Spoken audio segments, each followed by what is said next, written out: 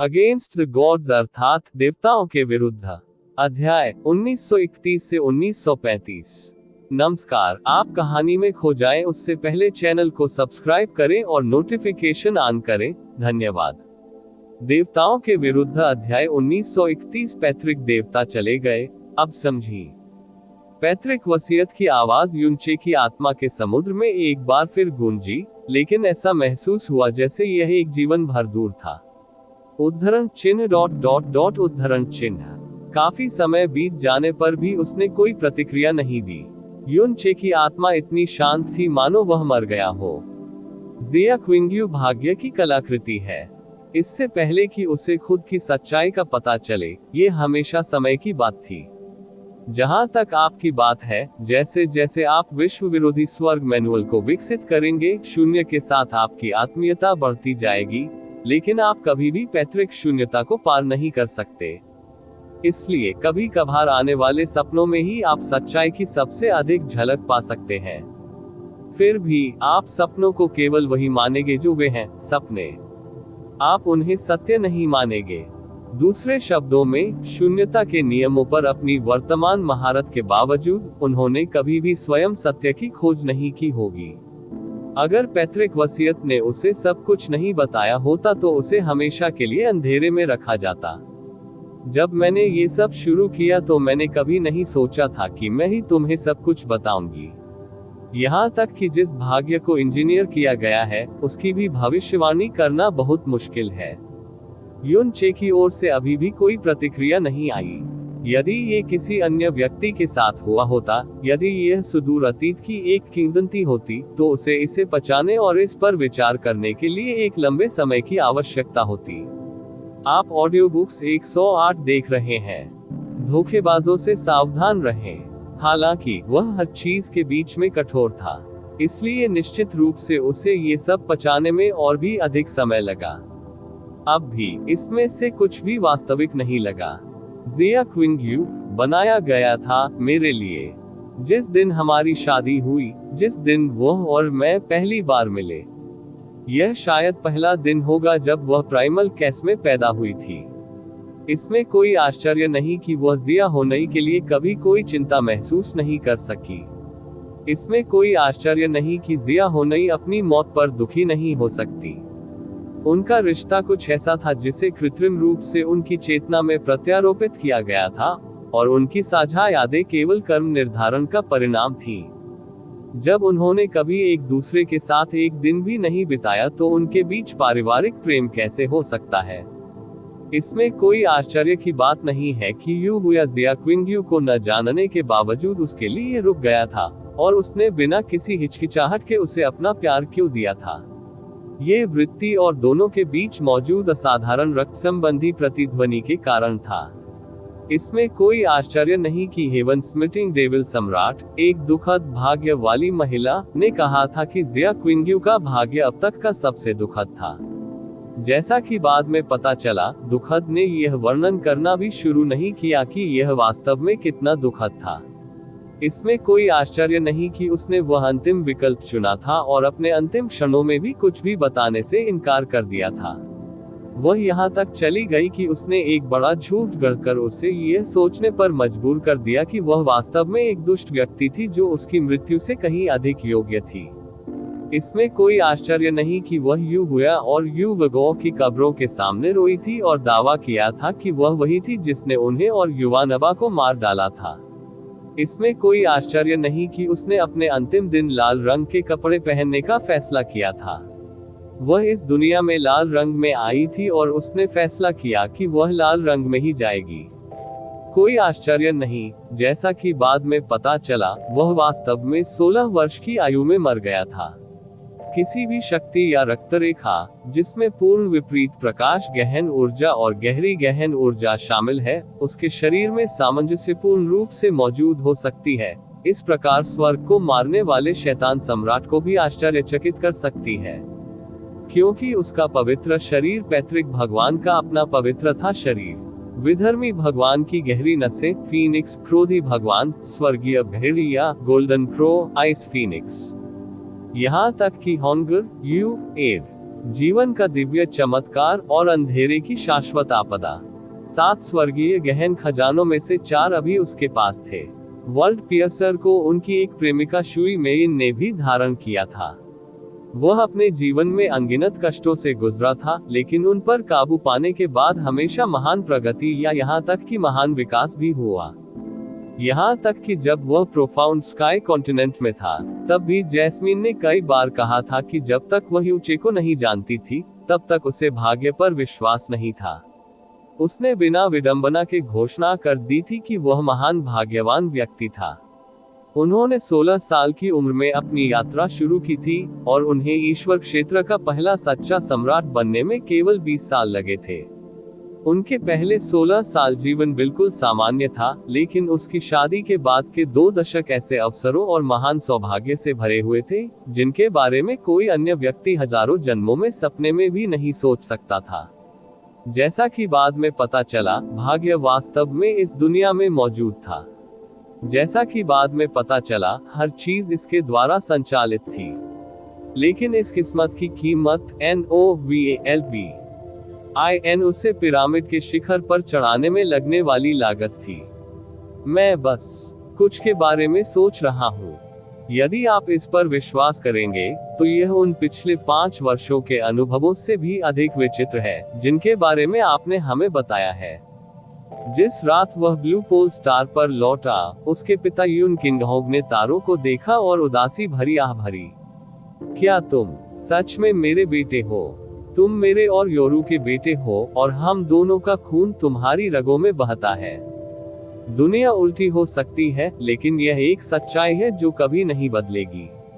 तथापि मैं कभी भी ईश्वर क्षेत्र नाम की दुनिया को नहीं जानता, लेकिन ये जानते हुए कि उस दुनिया से कोई व्यक्ति अपने हाथ के एक साधारण झटके से पूरे नीले ध्रुव तारे को धूल में बदल सकता है, मुझे इसमें कोई संदेह नहीं है कि वे एक प्रकार का अस्तित्व है, मैं बुनियादी तौर पर समझ नहीं पाता।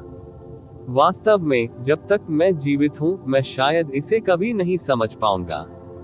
लेकिन जब से आप इस दुनिया से गए हैं, तब से लेकर जब तक आप ब्रह्मांड में सभी चीजों के सम्राट बन गए हैं, अभी 2 दशक भी नहीं हुए हैं। यून क्विंगहोग ने थोड़ी देर के लिए अपनी आंखें बंद कर ली। मैं आश्चर्यचकित हुए बिना नहीं रह सकता।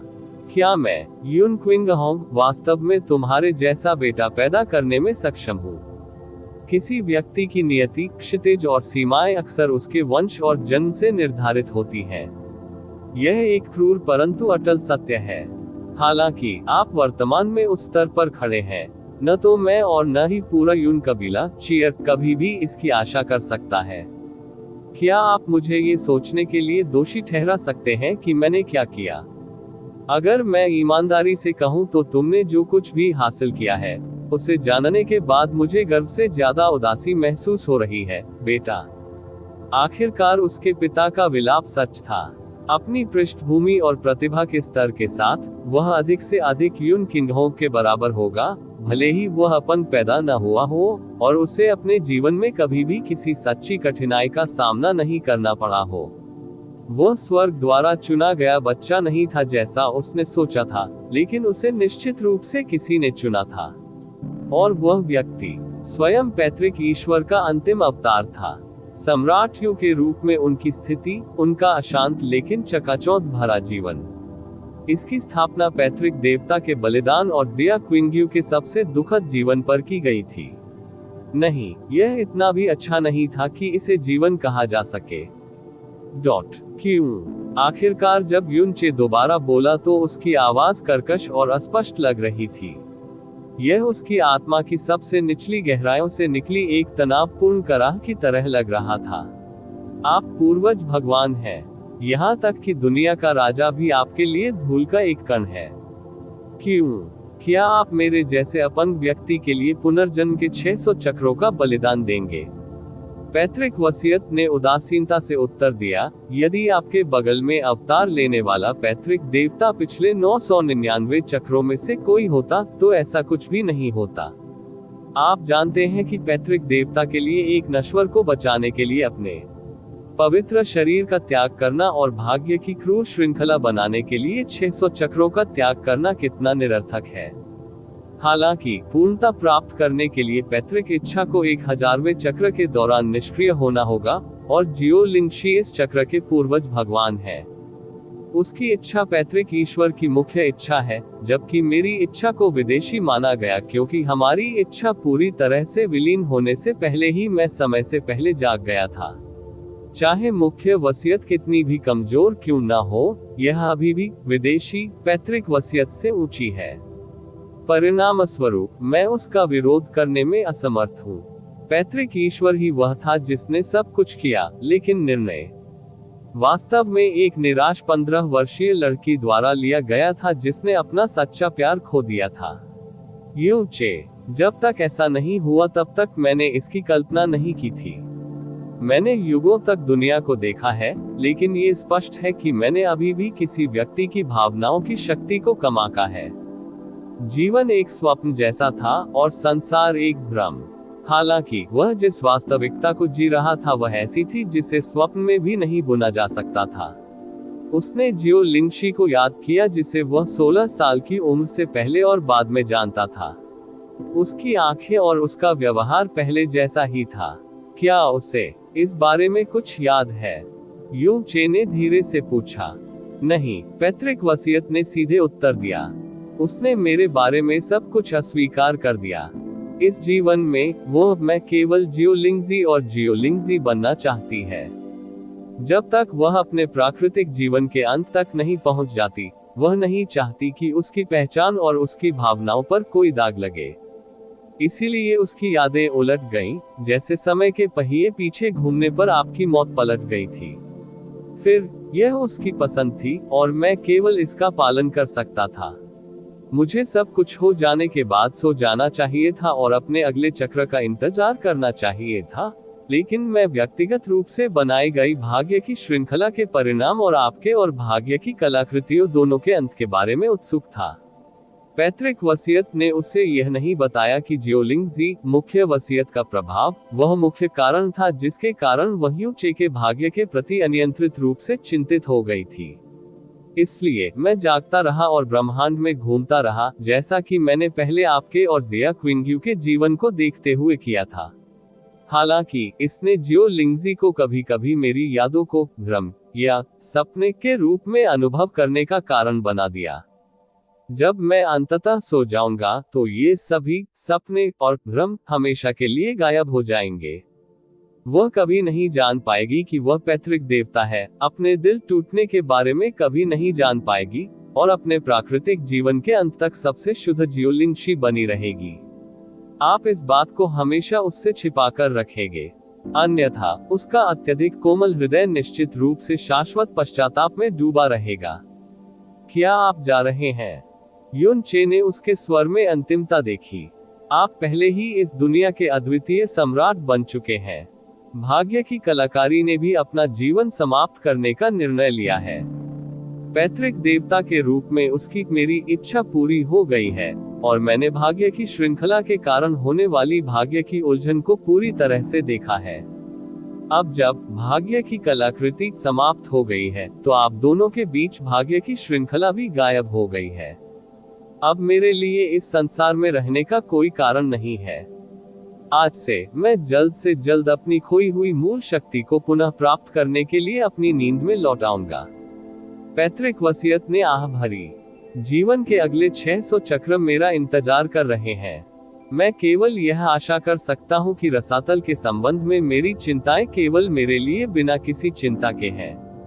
तुम्हें हर बात का सच बताना उसके मेरे लिए मेरा अंतिम प्रयास है। तुम्हें मेरा अभिप्राय समझना चाहिए। उद्धरण चिन्ह ... उद्धरण चिन्ह। यू चे उस पर कुछ नहीं कह सका। उसे वह जीवन देने के लिए जिसका वह वर्तमान में आनंद ले रहा था, पैतृक देवता के पुनर्जन्म के 600 चक्र और जिया क्विंग्यू की आजीवन त्रासदी का सामना करना पड़ा था। आपके और पैतृक देवता जियो लिंगशी के बीच का संबंध आपके 15 वर्षों की बातचीत का स्वाभाविक उत्पाद है। आपके प्रति उसका प्यार उसकी आत्मा जितना गहरा है। मैंने किसी भी तरह से भाग्य की कलाकृतियों जिया क्विंग्यू की भावनाओं में हस्तक्षेप नहीं किया है। अपने बारे में सच्चाई को जितनी जल्दी पता चल जाना चाहिए था, उसे कहीं अधिक जल्दी पता चलने के बाद उसने इसे चुनौती देने के बजाय अपने भाग्य को समर्पित होने का फैसला किया। अवज्ञा का उसका एकमात्र कार्य अपना अंत चुनना था। उसने अपने भाग्य के विरुद्ध संघर्ष किया, लेकिन उन वरदानों के विरुद्ध नहीं जो उसके परिणामस्वरूप तुम्हें उपहार में मिले थे। शादी के बाद जब आप थोड़े समय साथ रहे तो आपने उसके मन में अपनी छवि छोड़ दी थी। फ्रोजन क्लाउड इमोर्टल पैलेस में अपने दिनों के दौरान वह कभी कभी उस दिन को याद करती थी जब आप जियो कबीले से बाहर चले गए थे। जब आपने उसे स्वर्ग बेसिन गुप्त क्षेत्र में आशा दी, तो आपकी छवि उसकी आत्मा में स्थायी रूप से स्थापित हो गई। उसके लिए वह संक्षिप्त क्षण भी अनंत काल जैसा रहा होगा। आप दोनों के बीच का बंधन एक अनिवार्य वादे से शुरू हुआ होगा, लेकिन वह दिन था जब उसने वास्तव में खुद को आपकी पत्नी के रूप में सोचा था। उसने अंत तक भी ऐसा करना बंद नहीं किया। यूं चे, तुम पूरे ब्रह्मांड में सबसे भाग्यशाली आदमी हो। आपके लिए जियो लिंगशी ने अनंत काल तक जियो लिंगशी के रूप में बने रहना चुना। आपके लिए जिया क्विंग्यू ने अपने क्रूर भाग्य के सामने समर्पण कर दिया और यहाँ तक कि खुद को एक राक्षस के रूप में चित्रित किया ताकि आप उसकी मृत्यु से आहत न हो। दोनों में से किसी को भी अपने फैसले पर कभी पछतावा नहीं हुआ। तुम्हें खराब जीवन जीने का अधिकार नहीं है। इन सच्चाइयों को बेड़ियां न बनने दें और अपनी आत्मा पर बोझ न डालें। आज आपके पास जो कुछ है वह जियो लिंगजी और जिया क्विंग्यू दोनों की इच्छाओं की परिणति है।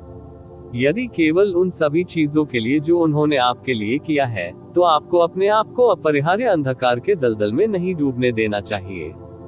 जब आप अपने सारे आंसू, दुख और अपराध बोध बहा चुके हों, तो कृपया जियो लिंगशी उस महिला का स्वागत करें जो हमेशा आपके घर लौटने का इंतजार करेगी, एक गर्म मुस्कान के साथ, और जियो क्विंग्यू के बारे में सोचें, वह महिला जिसका भाग्य आपसे जुड़ा था स्नेहपूर्वक।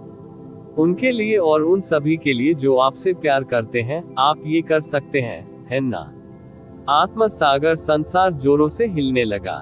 पैतृक वसीयत के विदाई शब्दों ने उसकी आत्मा के हर कोने में अपनी छाप छोड़ दी और उस बांध को तोड़ दिया जो उसकी अशांत भावनाओं को पूरी तरह से रोके हुए था।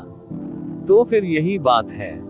अलविदा यूचे। जैसे जैसे पैतृक वसीयत की आवाज अधिक से अधिक दूर होती गई, उसने आखिरी बार बहुत ही कोमल आवाज में कहा, आप और मेरे अवतार शाश्वत शांति का आनंद ले। जब आत्मिक समुद्री दुनिया पूरी तरह से धूमिल हो गई, तो युनचे अंततः शांत पहाड़ी पर पूरी तरह से रोने लगा। उसकी आखिरी चिंताएं हल हो गई। पैतृक वसीयत ने आखिरकार खुद को बंद कर लिया और सो गई। हालांकि उसके पूरी तरह से गायब होने से ठीक पहले उसकी चेतना में पहेली का एक निशान कौंध गया। उसे वे दरारें याद आई जो जिया क्विंग्यू के शून्यता की खाई में गिरने के बाद अचानक प्रकट हुई थी। यू चे और जिया क्विंग्यू के बीच भाग्य की श्रृंखला संसार के दर्पण को माध्यम बनाकर बनाई गई थी। जब जियो क्विंग्यू का निधन हुआ तो भाग्य की श्रृंखला गायब हो गई थी। इसमें कुछ भी अस्वाभाविक नहीं था। हालांकि संसार के दर्पण पर वह दरार थी। ये लगभग वैसा ही था मानो भाग्य की श्रृंखला किसी प्रकार की विदेशी शक्ति द्वारा तोड़ दी गई हो और परिणामी आघात ने संसार के दर्पण पर दरार पैदा कर दी हो।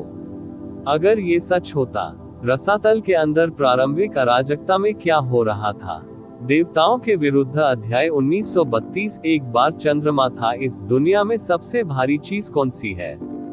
युनचे के लिए यह एक प्रेम ऋण था जिसे कभी भी पूरा नहीं चुकाया जा सकता था। जिया क्विंग्यू ने उसे अपना पूरा जीवन दे दिया था और अपने लिए केवल अनंत अफसोस, अपराध, दुख, बदनामी और एक पुराना कांस्य दर्पण छोड़ दिया था। युनचे ने कांस्य दर्पण को धीरे से पकड़ा और उसके आंसू उसकी सतह पर बिखर गए। वास्तविक रूप से कांस्य दर्पण को ताड़ना अब उसके साथ सबसे घनिष्ठ संबंध था। यदि वह अभी भी उसे अपनी बाहों में पकड़ना चाहता है, तो वह ऐसा केवल अपने सपनों में ही कर सकता है, अभी और हमेशा के लिए। वह कांसे के दर्पण को इतना अधिक महत्व देती थी कि वह इसे दिन रात अपने गले में पहने रहती थी। हालांकि बाद में यह उसके सार और इसके पीछे की क्रूर सच्चाई की लगातार याद दिलाता रहा। फिर भी उसे शायद उम्मीद थी कि जब उसने वस्तु को नष्ट करने के लिए उसे सौंपा था तो जिन यू उसके आदेश की अवज्ञा करेगी। वह एक बुद्धिमान महिला थी और आखिरकार वह जिन यू को जानती थी। आप ऑडियो बुक्स 108 देख रहे हैं। धोखेबाजों से सावधान रहें। उसके भाग्य ने उसे दुख पहुंचाया और उसे आक्रोश से भर दिया, लेकिन यह अभी भी उसकी दिवंगत मां की एकमात्र स्मृति थी। यही कारण है कि उसने अंततः अपने सबसे भरोसेमंद सहयोगी जिनयू को चुना। बाद में उसने जिनयू को अपने करीब आने से इस हद तक मना कर दिया कि जब तक वे पर्दे से अलग नहीं हो जाते, वह उससे बात भी नहीं करती थी। ऐसा इसलिए था क्योंकि उसे डर था कि वह उसके सहयोगी पर विपत्ति लाएगी। तथ्य यह है कि उसने यूजी और मून गॉड्स के साथ जाने के बजाय उसका पीछा किया। ये जिनयू के प्रति उसके प्यार का सबूत था। हालांकि उसके पास लगभग, उसने धीरे धीरे अपने अकड़ते जोड़ों को मोड़ा और अपने पैरों पर खड़ा हो गया। उसके सामने दृश्य बिल्कुल वैसा ही था जैसा पहले था, लेकिन उसकी नजरों में दुनिया अब पहले जैसी नहीं थी। ये पैतृक इच्छा, जिया क्विंग्यू और भाग्य की श्रृंखला के बिना एक दुनिया थी। तुम्हें खराब जीवन जीने का अधिकार नहीं है। यदि यह पैतृक वसीयत की फटकार के लिए नहीं होता, तो उसे अपनी अंधेरी मानसिक जेल से बाहर निकलने में बहुत अधिक समय लग जाता। उसने कांस्य दर्पण को अपनी छाती पर दबाया और फुसफुसाया, जियोचे से जिसका हर कोई तिरस्कार कर सकता था, सम्राट युन तक जिसकी ओर हर किसी को देखना था। एक बार मुझे विश्वास हो गया था कि मेरी यात्रा विधर्मी ईश्वर की विरासत से शुरू हुई थी। अब जाकर मुझे एहसास हुआ है कि यह आपकी भी पूरी जिंदगी थी। मेयन ने एक बार मुझसे दुनिया के साथ दया और करुणा का व्यवहार करने के लिए कहा था। अब मुझे पता है कि यह आपकी इच्छा थी। भाग्य के हाथों आपने जो कुछ भी सहा, उसके बावजूद भी आप इसका बदला सबसे अच्छे से चुकाएंगे। मुझे देखो किंग्यू, मैं वादा करता हूँ कि मैं अपना जीवन सबसे अच्छे तरीके से जीऊंगा, इस ब्रह्मांड में हर किसी से बेहतर जीऊंगा, और सबसे बढ़कर उस दुनिया की रक्षा करूंगा जिसने एक बार हमारे भाग्य को एक साथ जोड़ा और हमें पति पत्नी बनाया।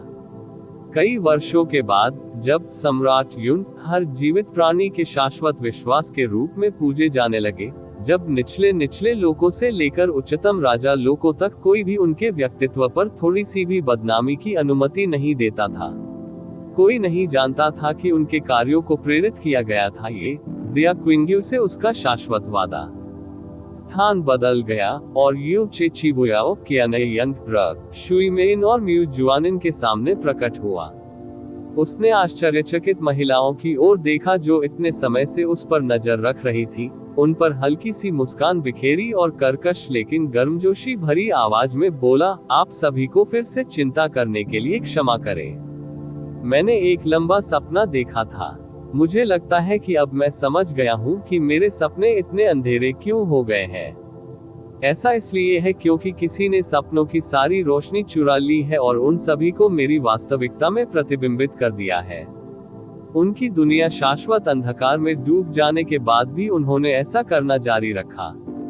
इसीलिए उसने अपनी बाहें चौड़ी कर दी। मुझे अब इस दुनिया में मौजूद प्रकाश की किसी भी किरण को निराश करने का अधिकार नहीं है। उसके कोमल शब्द उनके दिलों पर हथौड़े की तरह लगे और अब तक उनके मन पर जो भारी दबाव और चिंता थी, वह धीरे धीरे पिघल गई। बड़े भाई यूचे शुई मेइन यूचे के गले लग गई और फूट फूट कर रोने लगी। पिछले कुछ दिनों में वह पहले भी कई बार रो चुकी थी और हर बार जब वह आवेग में आती थी तो उसके दिल में बोझ और दर्द और बढ़ जाता था।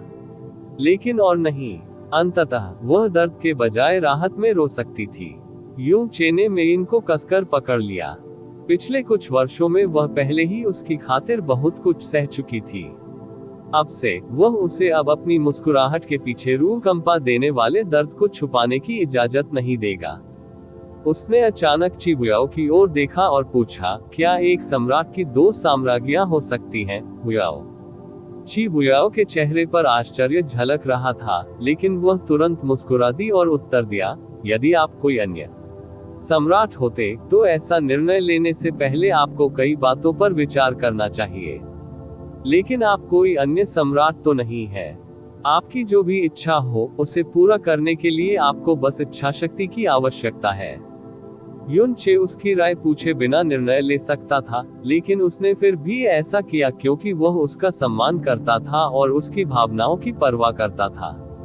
वह ये बात समझ गई। आप जिया क्विंग्यू को अपनी रानी बनाना चाहते हैं। मु जुआनइन ने सबसे सीधे संभव तरीके से पीछा किया। हाँ, यू चे ने सिर हिलाया। मैं उसका जो ऋणी हूँ वह कभी भी चुकाया नहीं जा सकता। मैं केवल हालांकि वह कुछ समय पहले शांत अवस्था में लौट आया था, फिर भी घाव पर हल्के प्रहार से उसे दम घुटने की हद तक दर्द हुआ। उसने आगे बढ़ने से पहले खुद को स्थिर करने के लिए अपना सिर हिलाया। जब उसकी और मेरी शादी फ्लोटिंग क्लाउड सिटी में हुई थी, तो हमने एक दावत, एक समारोह, बड़ों का आशीर्वाद और हमारे गवाह के रूप में आधा शहर रखा था। विवाह समारोह का प्रत्येक चरण, दुल्हन को ले जाना, ब्रेजियर को पार करना, स्वर्ग और पृथ्वी के सामने घुटने टेकने की रस्म, और हमारे बालों को एक साथ बांधना, एक भी ठीक से किया गया था। इसमें कोई शक नहीं कि हम हर तरह से पति पत्नी थे। उस समय तलाक की मेरी घोषणा बस अपनी भावनाओं को व्यक्त करने के लिए अपना खून बहा रही थी। इसने न तो रीति रिवाजों का पालन किया और न ही कानून का पालन किया, इसलिए यह पूरी तरह से अप्रभावी है। इसके अलावा हमारे नाम अभी भी फ्लोटिंग क्लाउड सिटी के विवाह रिकॉर्ड में लिखे गए हैं, इसलिए हम हमेशा पति पत्नी रहे हैं। सच्चाई का एहसास होने से पहले ही उसने कभी किसी से फ्लोटिंग क्लाउड सिटी के विवाह रिकॉर्ड से उसका और जिया क्विंग्यू का नाम हटाने के लिए नहीं कहा। ये लगभग वैसा ही था जैसे वह अब तक इसके बारे में पूरी तरह से भूल गया हो। तो हाँ, मैं मरणोपरांत उन्हें अपनी साम्राज्य के रूप में सम्मानित करना चाहता हूँ। समझ गया, शिबुयाओ ने केवल एक शब्द कहा, लेकिन किसी भी तरह की कोई हिचकिचाहट नहीं थी। इसके अलावा उन्होंने आगे कहा, मैं हमारे भविष्य के सम्राट क्षेत्र का नाम बदलना चाहता हूँ। क्या क्लाउड मून रियलम आपको ठीक लगता है?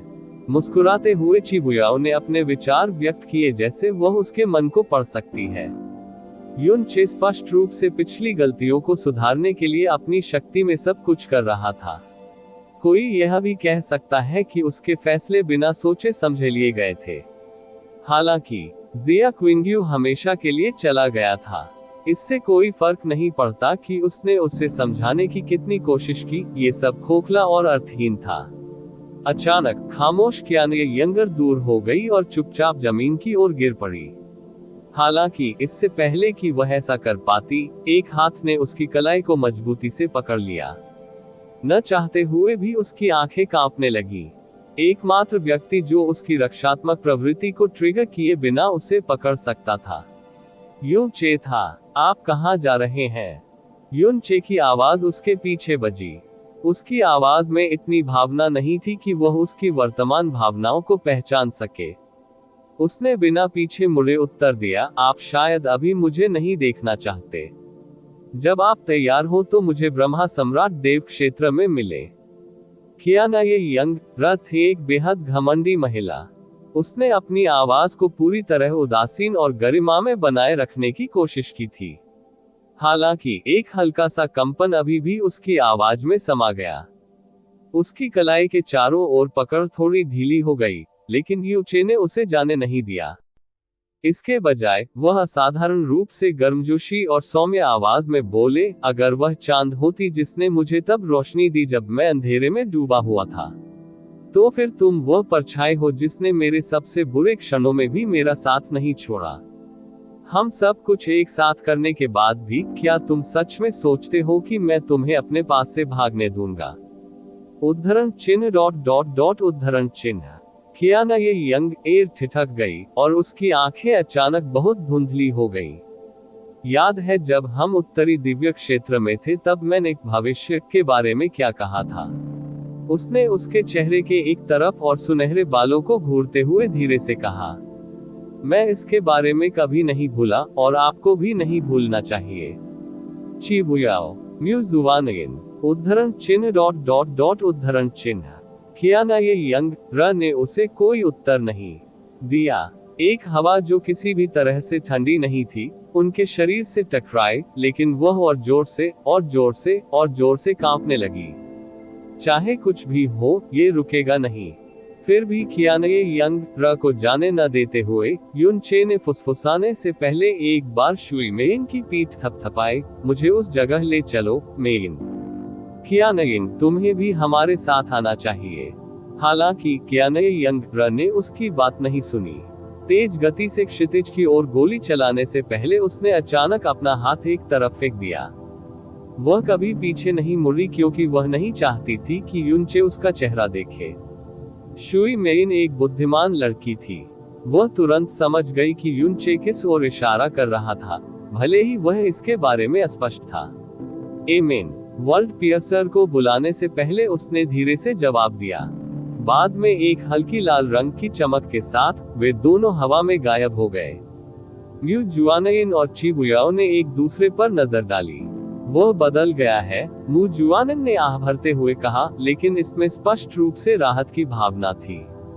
नहीं, यह उसकी नजर में दुनिया है जो पूरी तरह से बदल गई है, ची बुयाओ ने मुस्कुराते हुए उत्तर दिया। एमेन। म्यू जुआनन ने सहमति में सिर हिलाया।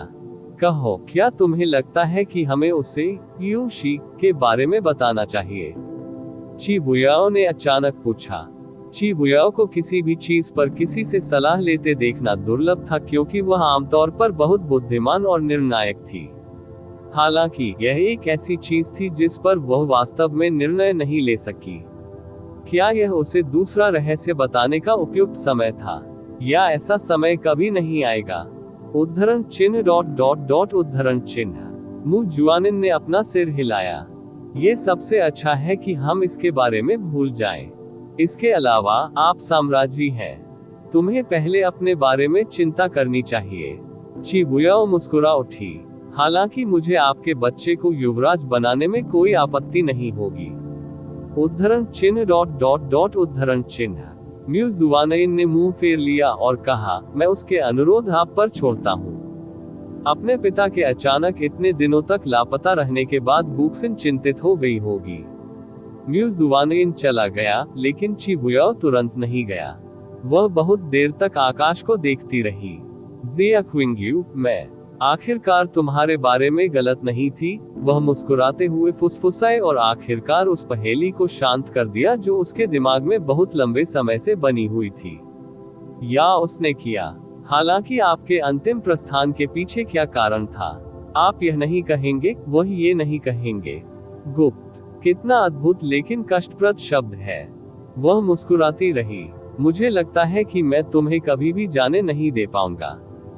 दक्षिणी दिव्य क्षेत्र के एक सुदूर कोने में युन चे और शुई मेइन एक बाधा के सामने उपस्थित हुए, जिसे आधार के रूप में वर्ल्ड पियर्सर की स्थानिक दिव्य शक्ति और समर्थन के रूप में मून गॉड दायरे की अद्वितीय छिपी हुई चंद्रमा शक्ति का उपयोग करके बनाया गया था।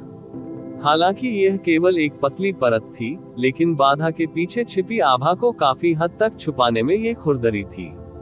यह विशेष बाधा मुख्य कारण थी जिसके कारण ची बुयाओ अंततः गायब हुए चंद्रमा देवताओं को खोजने में असमर्थ रहे, भले ही उन्होंने सभी 4 दिव्य क्षेत्रों की सेनाओं को खोजने के लिए प्रयास किया था। अब जब वह काफी करीब था, यू चे बैरियर के अंदर रहने वाले 8 अलग अलग चंद्र देव आभाओं को महसूस कर सकता था। वहां 27 चंद्र देव दिव्य दूतों की आभा भी थी। शुई मेइन ने धीरे से कहा, सिस्टर किंग्यू ने इस ग्रह को पाया और लगभग शुरुआत से ही इस बाधा को दूर कर दिया। उसने मुझे बताया कि बिग ब्रदर यूचे के लौटने के बाद वह इस स्थान पर मून गॉड दायरे के केंद्र को छिपाने जा रही थी। उसने मुझसे ये भी कहा कि मैं आपसे उन्हें क्षमा करने और देव क्षेत्र का स्वामी बनने के बाद चंद्रमा देव क्षेत्र उन्हें वापस करने के लिए कहूँ। मेइन, तुम वही हो जिसने उसके परिवार को बचाया और उसका जीवन। इसलिए मुझे यकीन है कि चाहे कुछ भी हो, वह आपके अनुरोध पर सहमत होंगे। मुझे यकीन है कि आप जैसा बुद्धिमान व्यक्ति चीजों को समझाने का मुझसे बेहतर तरीका लेकर आएगा, एक बेहतर तरीका जिससे बेहतर परिणाम मिलेगा। शुई मेइन जिया क्विंग्यू द्वारा बताई गई कोई भी बात कभी नहीं भूल सकती थी। लेकिन यू चे ने कुछ नहीं कहा। जैसे ही उसने चलना शुरू किया, शुई मेइन ने वर्ल्ड पियर्सर के साथ एक स्लाइसिंग मोशन बनाया और यू चे के पीछे बैरियर में चला गया। उनके प्रवेश का किसी को पता ही नहीं चला। बैरियर में प्रवेश करते ही चंद्रमा देवताओं की आभा तुरंत स्पष्ट हो गई। आश्चर्यजनक रूप से सभी 8 चंद्र देवता और 27 चंद्र देवता दिव्य दूत घटनास्थल पर मौजूद थे। इसके अलावा ऐसा लग रहा था जैसे चंद्र देवताओं के बीच भयंकर बहस चल रही हो, इतना कि उनकी कुछ आभा नियंत्रण से बाहर हो रही थी। 1 TN हाँ, पारंपरिक चीनी शादी में बहुत सी सीढ़ियां होती हैं। देवताओं के विरुद्ध अध्याय 1933 date lit the way back home, मुझे जाने दो। आज वह दिन है जब मैं इस शापित जगह को छोड़ रहा हूँ, चाहे कुछ भी हो। गड़गड़ाहट, एक तेज धमाका हुआ और उनके पैरों के नीचे का नाजुक ग्रह इस तरह से कराहने लगा जिससे पता चला कि वह किसी भी क्षण नष्ट हो सकता है। पर्याप्त। युवुजी ने अपनी बाह पर मौत की पकड़ बनाए रखते हुए क्रिम्सन क्रूर चंद्रमा भगवान को डांटा। पूरा भगवान क्षेत्र यूचे के अधीन हो गया है और यहाँ तक कि जीवित भगवान सम्राट भी पतली बर्फ पर चल रहे हैं। यदि आप अभी वहां जाते हैं तो आप मूल रूप से आत्महत्या कर रहे हैं। अब इस तरह जीना जारी रखने के बजाय मैं मर जाना पसंद करूंगा। क्रिम्सन क्रूर चंद्रमा भगवान ने युवुजी का हाथ एक तरफ कर दिया और रक्तरंजित आंखों से कहा, 3 साल, हमें इस ईश्वर त्यागित स्थान पर आए हुए 3 साल हो गए हैं। क्या आपको कोई अंदाजा है कि पिछले 3 वर्षों में मैंने कैसा महसूस किया है? हम चंद्रमा भगवान की विरासत के वाहक हैं और हम कल्पना से परे गौरवशाली थे। लेकिन आज हम कुत्तों की तरह इस निचले दायरे में छिपने को मजबूर हैं। नहीं, यहाँ तक कि एक कुत्ते को भी हमसे अधिक स्वतंत्रता और सम्मान प्राप्त है। सभी चंद्र देवताओं और चंद्र देव दिव्य दूतों के चेहरे पर जटिल भाव थे। ये दिवंगत देव सम्राट का अंतिम आदेश है। युवुजी ने अपने चेहरे पर गहरी उदासी के साथ डांटा। उस समय सभी ने यूचे और उत्तरी दिव्य क्षेत्र की शक्ति को कम आंका था।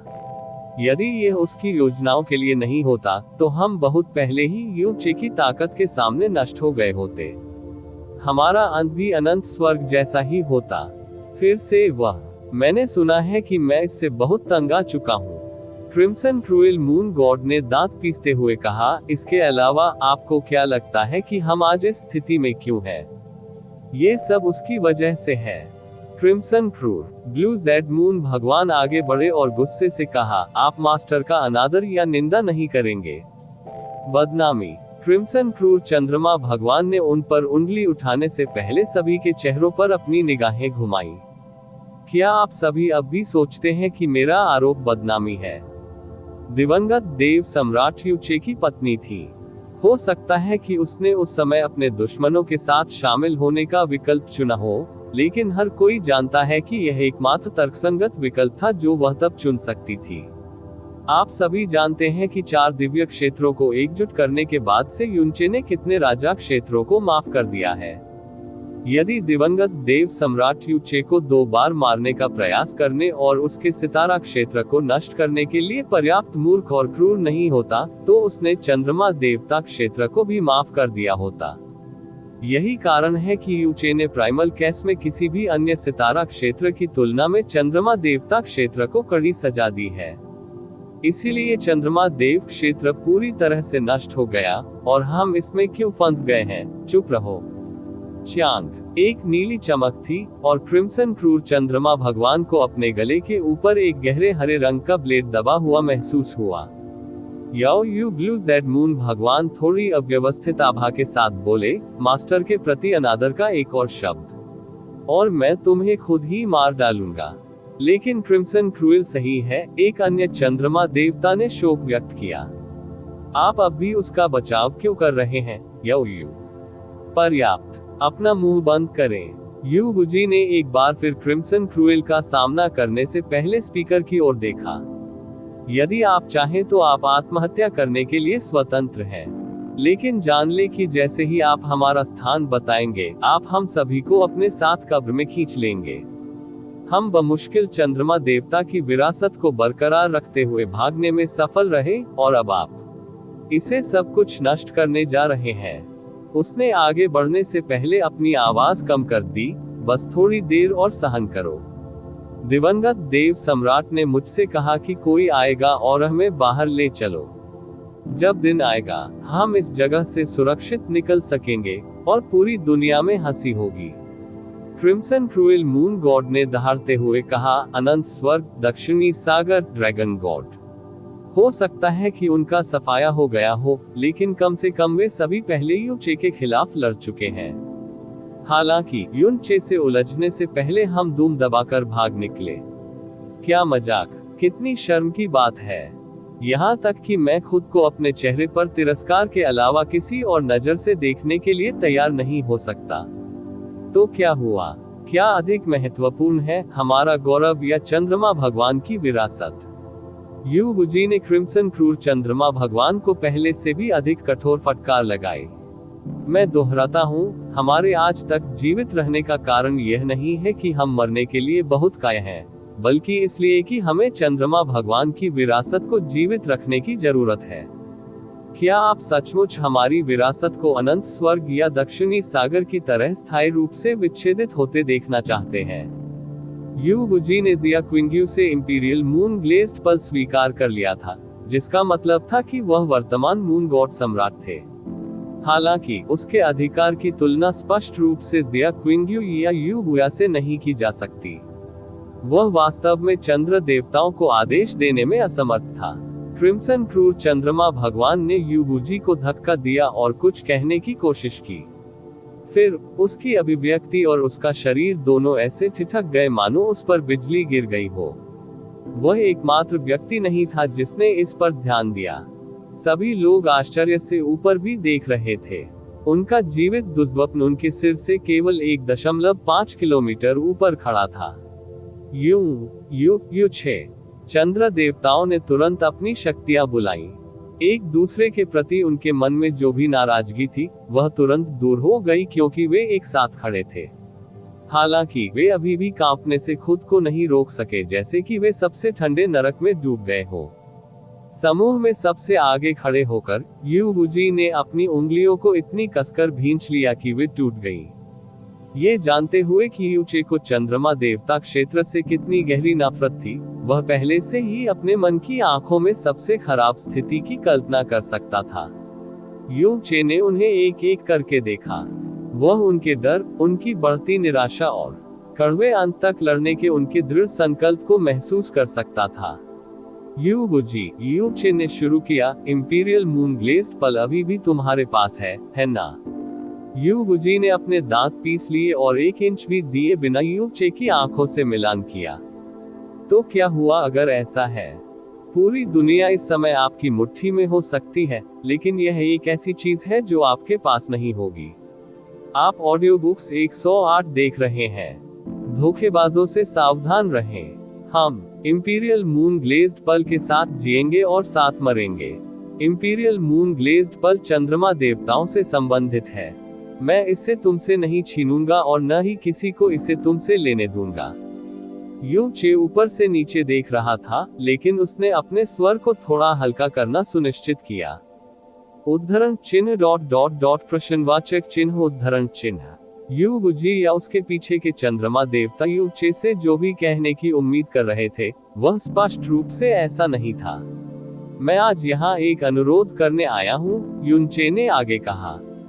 चंद्र देवताओं की आंखों में आश्चर्य तब और भी बढ़ गया जब उन्होंने यू चे को अनुरोध शब्द का उपयोग करते हुए सुना। मैं उस चंद्रमा देव क्षेत्र को पुनर्स्थापित नहीं कर सकता जिसे मैंने नष्ट कर दिया था, इसलिए मैं केवल एक नया निर्माण कर सकता हूं और आशा करता हूं कि यह पर्याप्त होगा। ऐसा करने के लिए मुझे आप सभी की सहायता की आवश्यकता होगी। न तो हत्या का इरादा था और न ही रूह कंपा देने वाला शैतानी दबाव। केवल ऐसे शब्द थे जिन्हें सुनकर उन्हें विश्वास ही नहीं हो रहा था कि वे सुन रहे हैं। यू गुजी ने अपना सिर हिलाया जैसे कि पूछने से पहले खुद को जगाना हो, क्या इससे आपका क्या मतलब है? मैंने जिया क्विंग्यू को मरणोपरांत अपनी महारानी की उपाधि से सम्मानित करने का फैसला किया है, भले ही वह।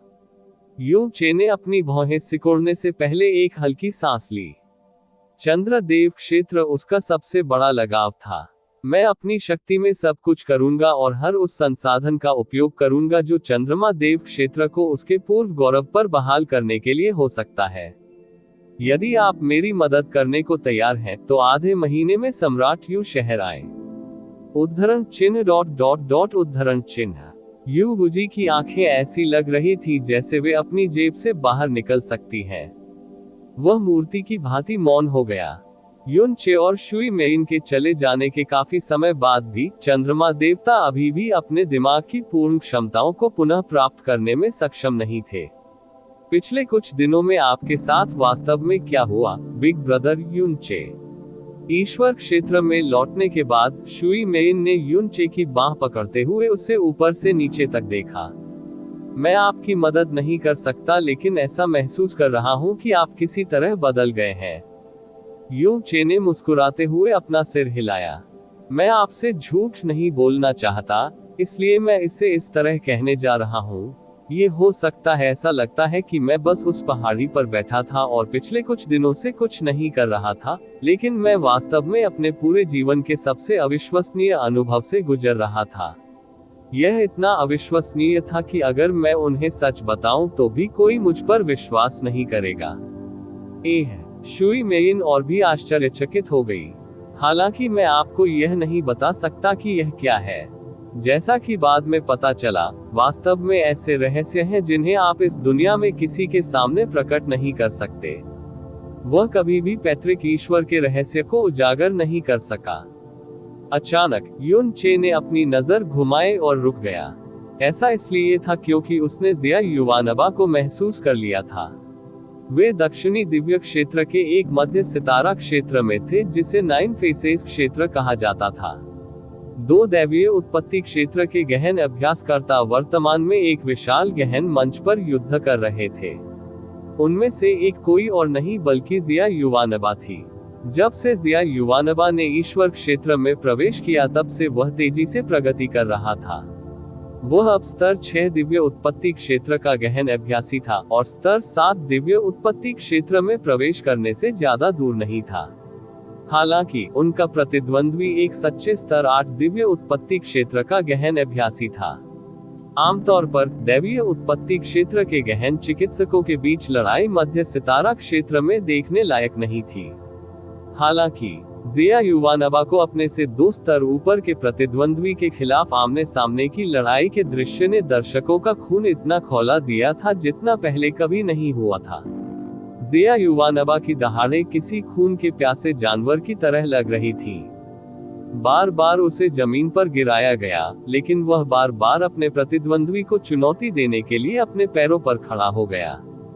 उसका शरीर घावों से भरा हुआ था, लेकिन उसके शरीर में दौड़ने वाली शक्ति के कमजोर होने का कोई संकेत नहीं दिख रहा था। ये लगभग ऐसा था मानो उसकी ऊर्जा कभी खत्म नहीं होगी। सबसे पहले जिया युवानबा के प्रतिद्वंद्वी ने उसे नीची नजर से देखा क्योंकि वह उससे 2 स्तर कमजोर था। वह सहजता धीरे धीरे गंभीरता में और फिर गंभीरता से भय में बदल गई। गड़गड़ाहट। जिया युवानबा फिर से दहाड़ा और अपने प्रतिद्वंद्वी पर एक बार फिर हमला किया। सत्ता संघर्ष के परिणाम स्वरूप ऐसी गड़गड़ाहट हुई जो लगभग किसी दैवीय उत्पत्ति क्षेत्र व्यवसाय से संबंधित नहीं होनी चाहिए, और पहली बार जिस व्यक्ति को उड़ाया जा रहा था वह जिया युवानबा नहीं था, बल्कि उसका प्रतिद्वंद्वी था जो इस पूरे समय हावी रहा था। टकराना। अपने प्रतिद्वंद्वी के जमीन पर गिर जाने के बाद वह तुरंत अपने पैरों पर खड़ा नहीं हुआ। इसके बजाय वह युवानबा से पीछे हट गया, बार बार अपना हाथ लहराया और कहा, रुको, रुको, रुक जाओ, मैं हार गया। तुम बहुत बड़े राक्षस हो। दर्शकों की दहाड़ से वातावरण भर गया और जिया युवानबा अंततः एक घुटने पर गिर गई। फिर भी उसकी आंखों में उत्साहित चमक छिप नहीं रही थी। बहुत अच्छा, चयन के लिए जिम्मेदार बुजुर्ग ने सिर हिलाया। जिया युवानबा, अब आपको बाद के उन्मूलन परीक्षणों में भाग लेने की आवश्यकता नहीं है।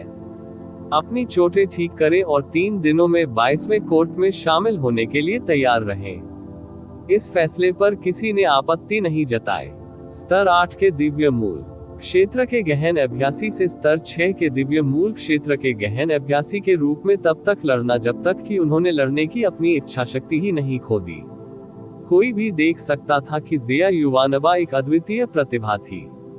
नहीं, जिया युवानबा अपनी प्रतिक्रिया देने ही वाला था कि तभी एक धीमी और गरिमापूर्ण आवाज आई।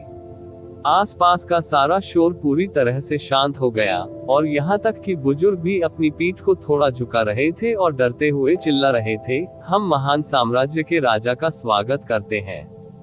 यह एक बाहरी शिष्य चयन परीक्षा थी। ये कहना कि वे महान साम्राज्य के राजा के ध्यान की उम्मीद नहीं कर रहे थे, एक अतिशयोक्ति होगी। हम्फ, अत्याचारी सम्राट की दिव्य नसें स्वयं स्वर्ग से एक चमत्कार है। जैसे मैं उसे तुम्हारे हाथों बर्बाद होने दूंगा। उसकी आवाज और भी ठंडी हो गई। ज़िया युवानबा, आप बाहरी कोर्ट में शामिल नहीं होंगी। इसके बजाय 3 दिनों में मुझसे आंतरिक हॉल में मिले। बस हर किसी को ऐसा महसूस हुआ मानो उनके कानों के पास लाखों वज्रपात हो गए हो। क्षेत्र के राजा का अर्थ स्पष्ट था। वह ज़िया युवानबा को अपने प्रत्यक्ष शिष्य के रूप में लेने जा रहे थे।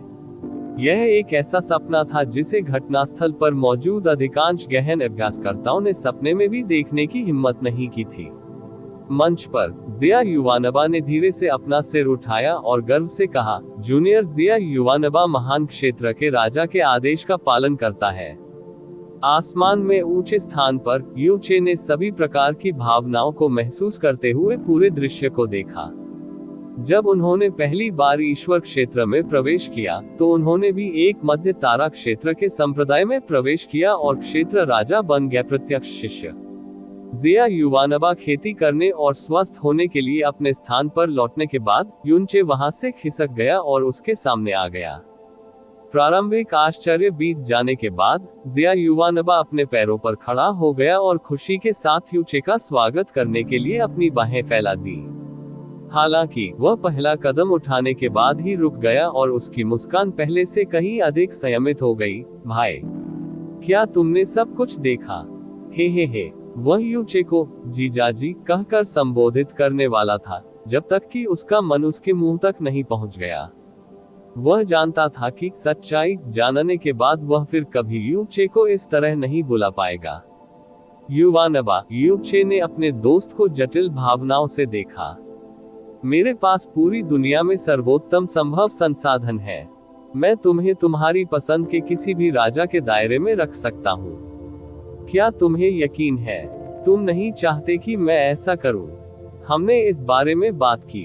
इस बार मैं अपनी ताकत पर निर्भर रहना चाहता हूँ। ज़िया युवानबा ने हंसते हुए कहा, मुझे नहीं पता कि मेरी जिद कहाँ से आ रही है, लेकिन मुझे बस इतना लगता है कि मुझे बहन पर निर्भर नहीं रहना चाहिए। मेरा मतलब है कि जब हम छोटे थे तो तुम्हें पसंद था। अन्यथा एक दिन मुझे आपकी ओर मुड़कर देखने का भी अधिकार नहीं रहेगा। यू चे ने ज़िया युवानबा की मुस्कान से अपनी नजरें थोड़ी हटा ली। वह नहीं जानता था कि उसके पास एक समय ब्रह्मांड की सबसे बड़ी प्रतिभा थी।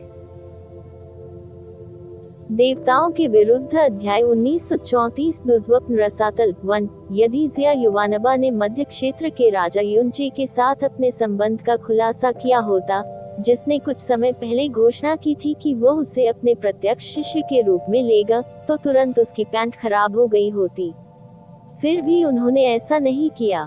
यह एक नई दुनिया और एक नया प्रस्थान बिंदु था। इस बार वह अपने दम पर सत्ता की ऊंचाई तक पहुंचेंगे। अच्छे से, यूनचे ने उत्तर दिया। बेशक, वह ज़िया युवानबा की पसंद का सम्मान करेंगे। वह अपने भाई की आंखों में किसी प्रकार के दबे हुए जुनून को भी महसूस कर सकता था। जितना अधिक अत्याचारी सम्राट की दिव्य नसें जागृत हुई, उसकी शक्ति की इच्छा और अपनी ताकत पर गर्व उतना ही अधिक होता गया। आप ऑडियो बुक्स 108 देख रहे हैं। धोखेबाजों से सावधान रहें।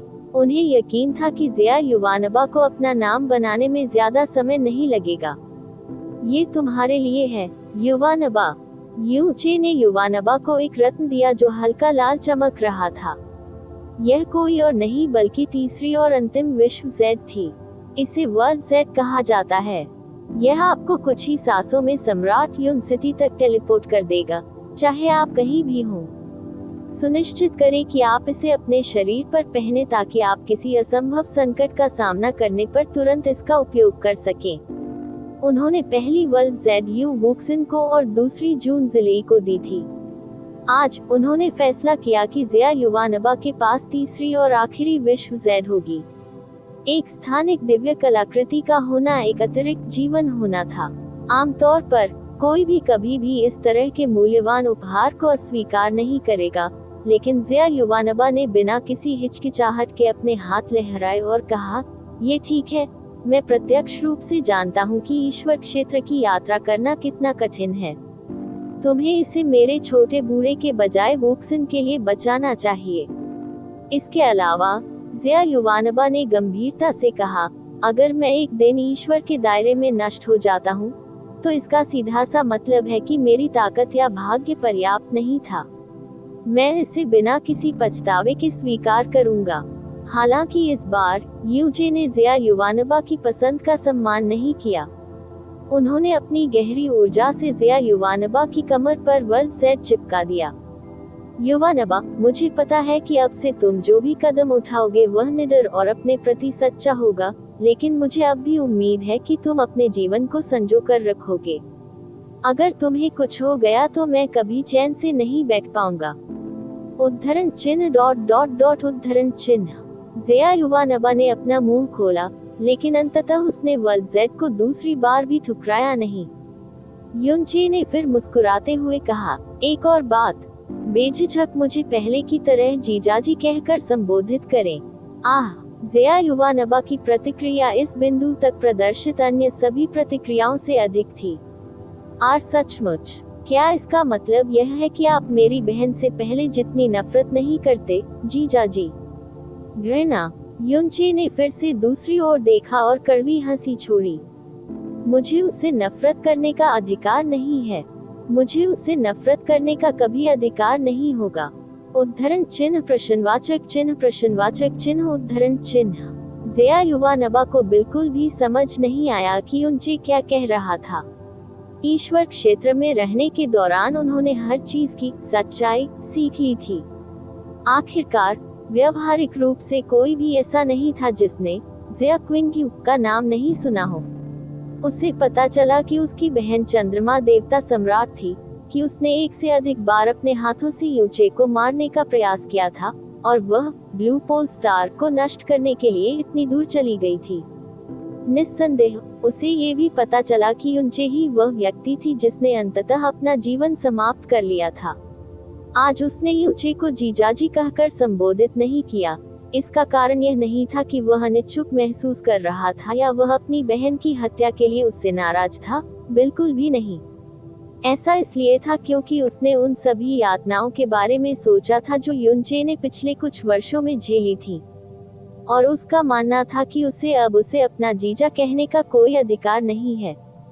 वह जो पीछे छोड़ गई वह नफरत नहीं थी, बल्कि एक ऐसा कर्ज था जिसे मैं कभी नहीं चुका सकता। ऐसी बहुत सी बातें थी जिन्हें वह पूरी तरह से बताए बिना नहीं कह सकता था, इसलिए उसने बस ज़िया युवानबा को कंधे पर थपथपाया और कहा, कोई फर्क नहीं पड़ता कि आप क्या करते हैं, हमेशा अपने आप का इलाज करना याद रखें। खैर युवानबा, याद रखें, आप पर किसी का कुछ भी बकाया नहीं है, लेकिन इस दुनिया का सब कुछ आपका बकाया है। युनचे इतना कहकर चला गया। बहुत देर तक ज़िया युवानबा वहीं खड़ा रहा, जहां वह चकित, भ्रमित था, और राहत की भावना के साथ जिसने उसकी क्रूर आंखों में आंसू भर दिए।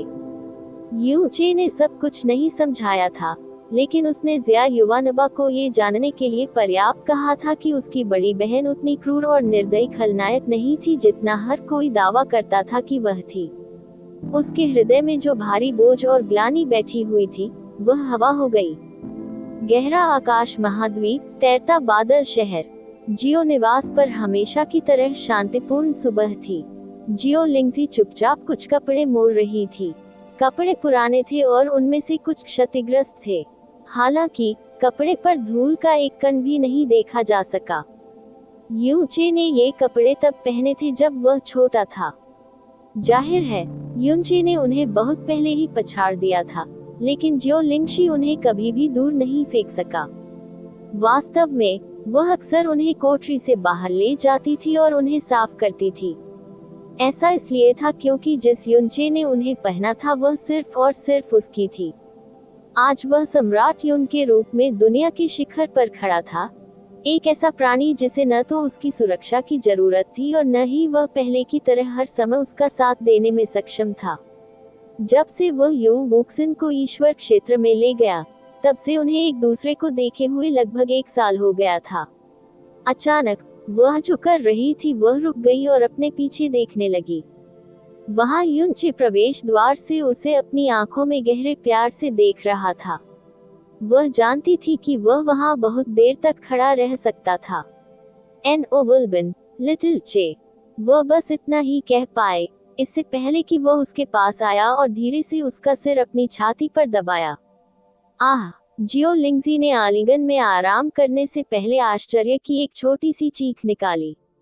अपनी बाहें उसकी पीठ पर लपेटते हुए उसने पूछा, आप वापस आ गए? क्या वुक्सिन के साथ ईश्वर क्षेत्र की आपकी यात्रा समाप्त हो गई है? अभी नहीं, यूचे ने उत्तर दिया। उसने उसे कसकर गले लगाते हुए अपनी आंखें बंद कर ली। एह, क्या आपकी यात्रा के दौरान कुछ हुआ? जियो लिंगजी ने चिंतित होकर पूछा। युनचे ने अपना सिर हिलाया। नहीं, मुझे बस अचानक आपकी याद आई, इसलिए मैं आपसे मिलने वापस आ गया। उद्धरण चिन्ह ... मम, जियो लिंग ने बिना कोई सवाल पूछे धीरे से जवाब दिया। दुनिया सचमुच एक अप्रत्याशित जगह थी। आप कभी अनुमान नहीं लगा सकते कि यह आपको किसी भी क्षण किस प्रकार का सुखद आश्चर्य दे सकता है। किसने सोचा होगा कि उसकी बाहों में रहने वाली महिला, उसकी छोटी चाची और बचपन की दोस्त स्वयं पैतृक भगवान का अवतार होगी। किसने सोचा होगा कि पैतृक देवता अपने जीवन को बेहतर बनाने के लिए इस हद तक चले जाएंगे कि अपने शरीर को गंभीर रूप से नुकसान पहुंचाएंगे। प्राइमल केस के निर्माण के बाद से यह अब तक हुई सबसे हास्यास्पद बात हो सकती है। उसे लगा कि ऐसे कोई शब्द नहीं है जो वह कह सके जो इस पल के लिए उपयुक्त हो। वह उसे और भी कसकर पकड़ सकता था। अब जब पैतृक वसीयत नींद में चली गई थी, तो उसे न तो वे सपने आएंगे और न ही पता चलेगा कि वह वास्तव में अब पैतृक भगवान थी। वह केवल जियो लिंगशी और जियो लिंगशी ही होंगी। जब पैतृक देवता ने जीवन का ये चक्र पूरा कर लिया, तो वह पैतृक इच्छा के साथ विलीन हो जाएगी और अगले चक्र में प्रवेश करने के लिए तैयार हो जाएगी। जियो लिंगजी के रूप में उनकी यादें ब्रह्मांड में धूल के एक छोटे से बड़े कण जितनी महत्वहीन हो सकती हैं। वह उसके साथ कभी वैसा व्यवहार नहीं करेगी जैसा उसने पहले किया था। जहां तक उसकी बात है, उसका कोई पुनर्जन्म नहीं होगा। जब वह अपने जीवन के अंत तक पहुंचेगा, तो वह अन्य सभी की तरह इस ब्रह्मांड से पूरी तरह से गायब हो जाएगा। ड्रैगन देवताओं के प्राचीन अभिलेखों में ये कहा गया था कि पुनर्जन्म अब इस दुनिया में मौजूद नहीं है, क्योंकि संसार का कुआं नष्ट हो गया था। देवताओं का युग समाप्त होने के बाद पुनर्जन्म के चक्र को बहाल करने की उम्मीद और भी कम थी।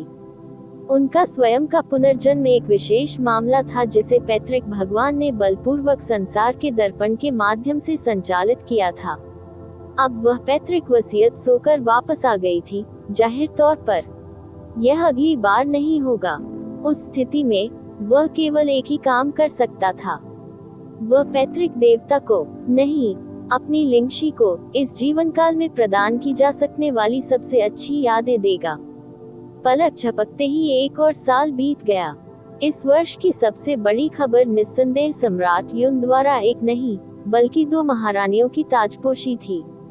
ची बुयाओ को शैतान महारानी का नाम दिया गया था और दिवंगत जिया क्विंगयू को दिव्य महारानी का नाम दिया गया था। उन्होंने अपने सम्राट यू क्षेत्र के निर्माण को अस्थायी रूप से रोकने का भी आदेश दिया और इसके बजाय संपूर्ण ईश्वर क्षेत्र के संसाधनों और जनशक्ति को मून गॉड क्षेत्र के पुनर्निर्माण में स्थानांतरित कर दिया। ये निर्णय क्यों लिए गए इसकी कोई आधिकारिक घोषणा या स्पष्टीकरण नहीं था। स्वाभाविक रूप से इसने अनगिनत अफवाहों और अटकलों को जन्म दिया। चंद्र देवताओं और चंद्र देव दिव्य दूतों के लिए यह विशेष वर्ष एक सपने की तरह महसूस हुआ जिससे वे जाग नहीं सके। वर्षों तक उनका मानना था कि उनका छिपना अंततः जानलेवा पीछा और उसके बाद सम्राट युन के हाथों फांसी में समाप्त होगा। इसके बजाय उन्होंने व्यक्तिगत रूप से ईश्वर क्षेत्र में वापस आमंत्रित किया था। मरणोपरांत उनके दिवंगत ईश्वर सम्राट को दैवीय महारानी के रूप में ताज पहनाया था और वस्तुतः हर उपलब्ध संसाधन और जनशक्ति को चंद्रमा ईश्वर क्षेत्र के पुनर्निर्माण में लगा दिया था। वास्तव में यूचे ने निर्माण शुरू होने से पहले व्यक्तिगत रूप से उनके लिए सर्वश्रेष्ठ सितारा क्षेत्र चुना था। निर्माण की गति और इसमें निवेश की गई जनशक्ति और संसाधनों की मात्रा चंद्र देवताओं की कल्पना से भी कहीं अधिक थी। डिवाइन मून सिटी को उसके पूर्व गौरव पर बहाल करने के लिए 1 साल अभी भी बहुत कम समय था, लेकिन इसमें निश्चित रूप से अधिक समय नहीं लगेगा। पूरे वर्ष के दौरान यूचे ने अपना लगभग आधा समय नए चंद्रमा देव क्षेत्र को धीरे धीरे अपनी यादों के आकार में पुनर्निर्माण करते हुए देखने में बिताया। पूर्ण शुरुआत का ईश्वर क्षेत्र, शून्यता का रसातल, डिंग, अंतरिक्ष स्वयं टूट गया, लेकिन इससे केवल तात्कालिक नर्म वलय उत्पन्न हुआ। जून जिले धीरे से घूमा। उसने नामहीन तलवार को म्यान से नहीं खोला था, लेकिन अंतहीन नामहीन तलवार की ऊर्जा ने उसके 50 किलोमीटर के दायरे में जगह भर दी थी। पूर्ण शुरुआत के ईश्वर क्षेत्र में बिताए गए वर्षों के दौरान उसकी गहन शक्ति में मुश्किल से ही सुधार हुआ था, लेकिन तलवार की आभा में उसकी महारत एक पूरी तरह से अलग क्षेत्र में प्रवेश कर गई थी। जब जून वुमिंग ने अपने शिष्य को बिना कोई निशान छोड़े अंतरिक्ष में बिखरते हुए देखा, तो उसके चेहरे पर एक गर्व भरी मुस्कान काफी देर तक टिकी रही। उसका रंग लाल हो गया था और आंखें साफ थीं। वह वास्तव में पिछले वर्ष से भी अधिक युवा लग रहा था। जून जिले अपने गुरु के सामने उतरी और बोली, मैं आखिरकार उस दायरे में पहुंच गई जिसके बारे में आपने वास्तव में बात की थी, गुरु। हे, जून वुमिंग ने हंसने के बाद कहा, आपको इस दायरे तक पहुंचने में केवल 3000 या उससे अधिक वर्ष लगे, जो उस समय के आपके स्वामी से बहुत बेहतर है। आपको अपने शिष्य के रूप में पाना मेरे जीवन का सबसे बड़ा सौभाग्य है। नहीं मालिक, आपसे मिलना मेरा सबसे बड़ा सौभाग्य है, जून जिले ने जून वुमिंग के सामने झुकते हुए कहा। मैं ये कहता रहता हूँ, लेकिन मुझे वास्तव में इस जीवन में कोई पछतावा नहीं बचा है। मैं इसे अपनी आंखों से देखने का समय देने के लिए स्वर्ग को केवल लाख लाख धन्यवाद दे सकता हूँ। कुछ देर बाद उन्होंने अपनी मुस्कान खोए बिना जारी रखा, अब समय आ गया है कि हम अंततः एक दूसरे को अलविदा कहें। उद्धरण चिन्ह ... विस्मयादिबोधक चिन्ह विस्मयादिबोधक चिन्ह उद्धरण चिन्ह। जून जुलाई ने तुरंत आंखों में आंसू भर कर देखा। मालिक, जून वुमिंग ने अपनी दोनों भुजाएं ऊपर उठाईं। उसकी त्वचा न केवल नई जैसी अच्छी दिखती थी, वह किसी प्रकार की क्रिस्टलीय रोशनी से ढकी हुई थी। अगले ही पल जिस तलवार को चमकाने में उसने अपना पूरा जीवन लगा दिया था, वह तलवार उसके शरीर से बाहर निकलने लगी। उसे लग रहा था कि वह इस दुनिया से खत्म होने वाला है। उदास होने की कोई जरूरत नहीं है, लियर। आपका स्वामी बिना किसी पछतावे के इस दुनिया से चला जाएगा, जून वुमिंग ने मुस्कुराते हुए कहा। पिछले कुछ वर्षों से इस मरते हुए बूढ़े व्यक्ति का साथ देने के लिए धन्यवाद। जब मैं चला जाऊंगा, तो अंततः तुम खोज सकोगे आप जिस जीवन की कामना करते हैं, उसका पीछा ऐसे करें जैसे आप तलवार का पीछा करते हैं, लियर। सुनिश्चित करें कि आप उज्जवल और निरंतर जलते रहें ताकि आपके जीवन में कोई पछतावा न रह जाए। जून जिले इस बिंदु पर मुश्किल से शब्द बना सके। ये शिष्या अपने गुरु की शिक्षाओं का पालन करेगी। इसी समय हवा का एक झोंका उनसे टकराया। यह एक असंभव घटना थी, ये देखते हुए कि वे शून्यता की खाई के किनारे पर थे। हालांकि जून जिले इस दुख में इतना डूबा हुआ था कि उसे इस पर ध्यान ही नहीं गया। हालांकि असामान्य हवा खत्म नहीं हुई, ये तब तक और मजबूत होता गया जब तक कि अंतरिक्ष स्वयं हिंसक रूप से हिलने नहीं लगा। जून जिले आखिरकार अपने दुख से बाहर निकली और असमंजस में देखने लगी। उसकी बिजली और तलवार से भरी आंखों ने हर जगह पतली स्थानिक दरारें दिखाई दी। उद्धरण चिन्ह विस्मयादिबोधक चिन्ह प्रश्नवाचक चिन्ह उद्धरण चिन्ह। जून वुमिंग की शांतिपूर्ण अभिव्यक्ति भी चिंता में बदल गई। गड़गड़ाहट, गड़गड़ाहट, गड़गड़ाहट। अप्राकृतिक स्थानिक विकृति केवल कुछ सांसों तक ही चली, थमने के बजाय। इसके बाद एक भयानक स्थानिक विस्फोट हुआ। ये कैसे संभव हुआ? ये पूर्ण शुरुआत का ईश्वरीय क्षेत्र था, शून्यता के रसातल के बगल का स्थान। उनकी दृष्टि विकृत हो गई, लेकिन ऐसा इसलिए नहीं था क्योंकि उनकी आंखों ने अचानक ठीक से काम करना बंद कर दिया था। ये स्थानिक दरारें थीं जो अचानक अनियंत्रित गति से फैल रही थीं। इस तरह की घटना आमतौर पर तभी घटित होती थी जब देव सम्राट एक दूसरे से युद्ध कर रहे होते थे। ये वह क्षण था जब जून जिले को अंततः एहसास हुआ कि अचानक परिवर्तन उस अंतिम स्थान से शुरू हो गया था जिसकी उसे उम्मीद थी, शून्यता की खाई। उड़ना, जून वुमिंग ने चेतावनी देते हुए कहा।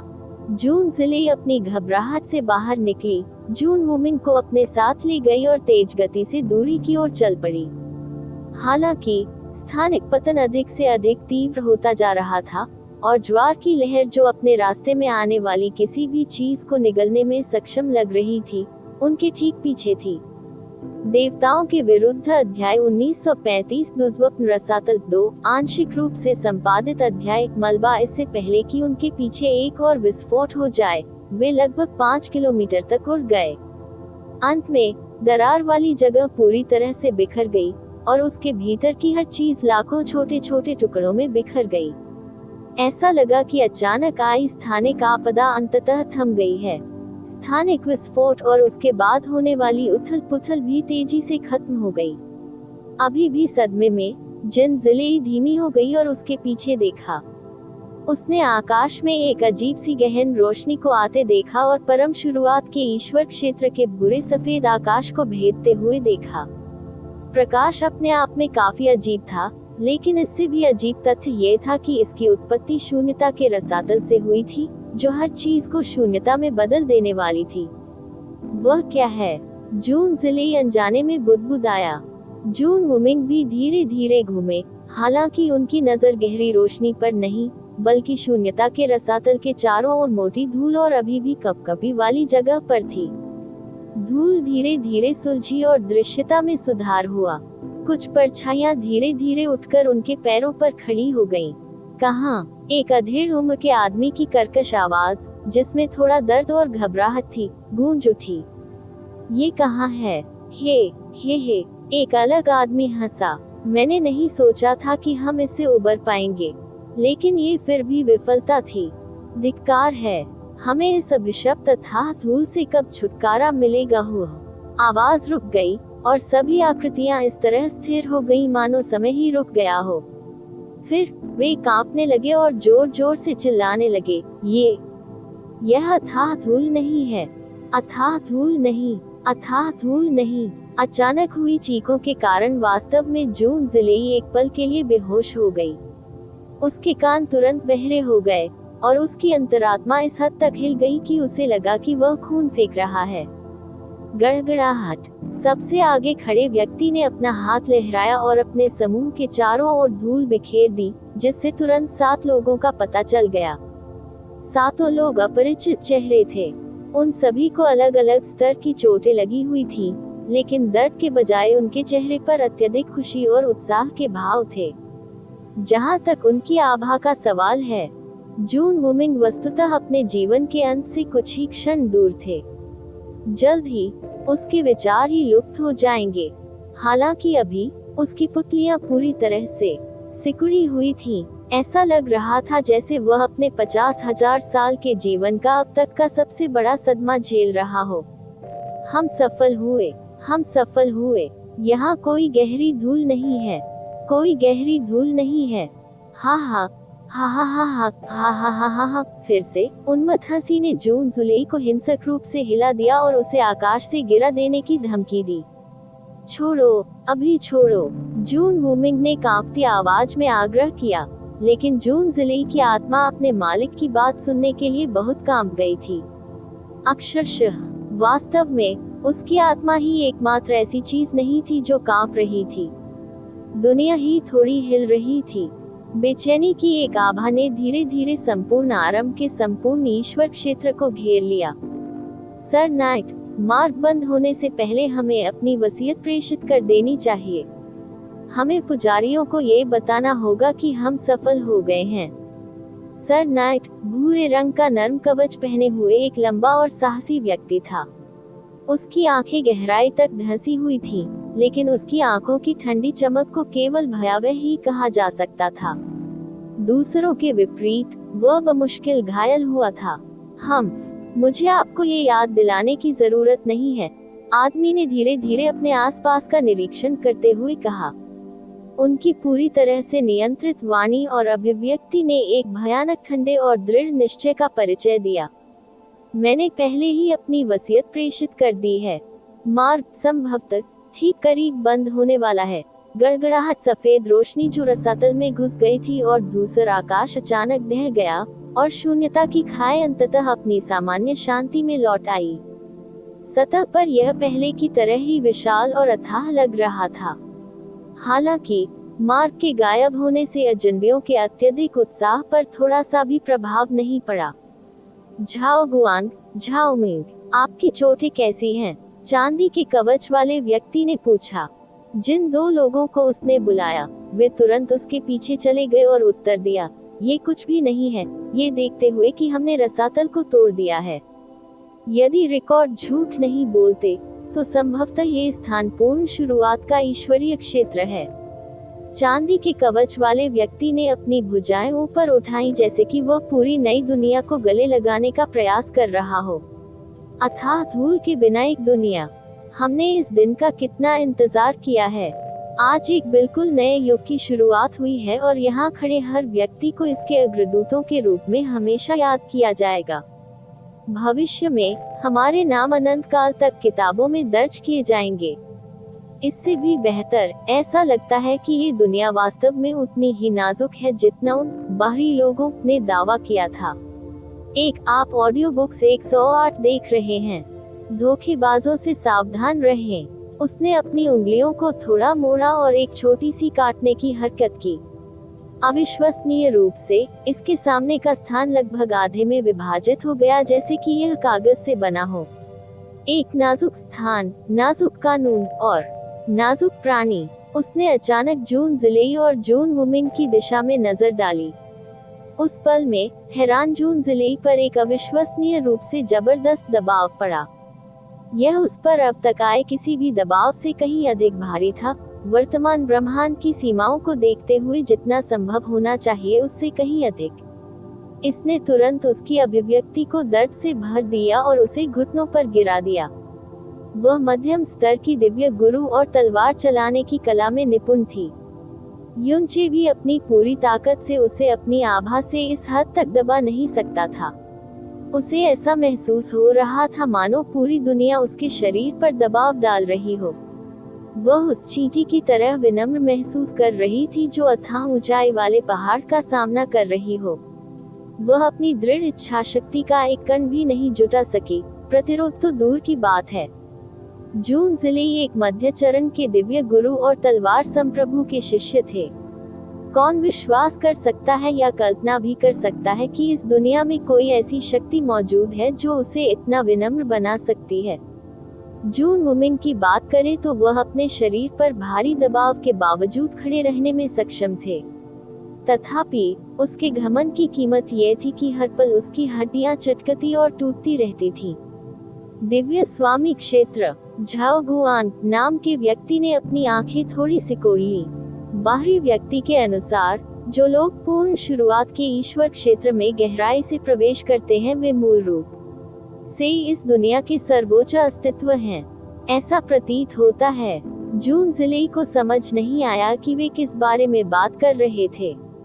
वह अपनी अदम्य इच्छा शक्ति के माध्यम से अपनी गहन ऊर्जा और तलवार को इकट्ठा करने की कोशिश कर रही थी, लेकिन उसकी हड्डियों की सारी मज्जा बेकाबू भय से कांप रही थी।